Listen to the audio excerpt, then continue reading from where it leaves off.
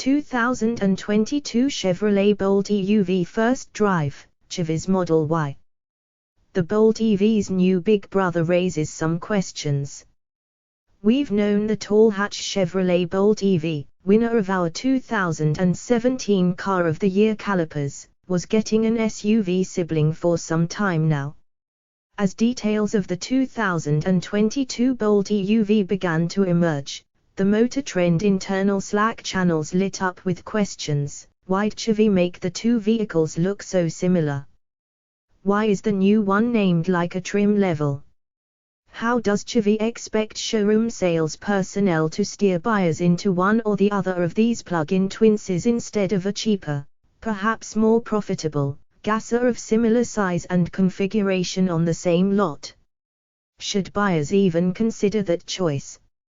And finally, how is it that the 6.3-inch longer model features less cargo space? Might a 2-hour drive in a high-spec version of the new Chevrolet Bolt EUV answer these questions? How does the Bolt EUV fit into the eSUV landscape? Stretching the Bolt EV's wheelbase by 2.9 inches added 3.1 inches of rear legroom, making it roughly as comfortable for 4 passengers as a Ford Mustang Mach-E or Tesla Model Y, and legroomier than the new Volvo XC40 Recharge and VW ID.4.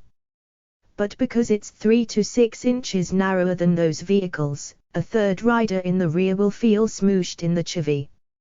Most of those rigs are pricier, and they are all longer than the Bolt EUV because they generally have longer, prettier snouts, most of which incorporate a frunk. The same will likely hold true for the fetching new Hyundai Ioniq 5, full details of which aren't out yet. So for now the compact Bolt EUV remains a roomier alternative to the Hyundai Kona EV and a smaller, outside, cheaper alternative to the rest. How does the Bolt EUV fit in the Chevy showroom? That oh-so-compact powertrain gives the Bolt EUV trailblazer-like passenger and cargo cubic footage in a body that's considerably smaller than a Trax.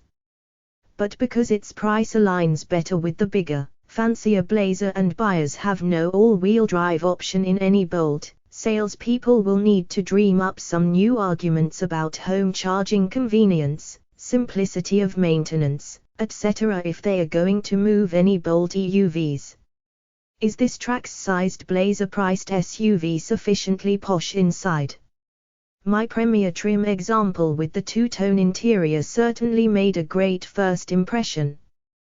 The contrast yellow stitching and white piping on the seats, not to mention the triangle-shaped perforations on the seat and dash inserts, lend a very upscale look. Base Bolt EUVs get a monochrome dark grey interior with cloth seats. The soft touch-stitched material on the dash and doors looks and feels pleasing. There is nice ambient lighting underneath the accent stripe on each door and across the dash. The center screen seems as big as is practical in a car this narrow. What about the back seat? Even with the front seat pushed all the way back, my 5'10" frame fit comfortably, with remarkable thigh support, a comfy pull-down center armrest, and reasonable seat cushion and backrest comfort.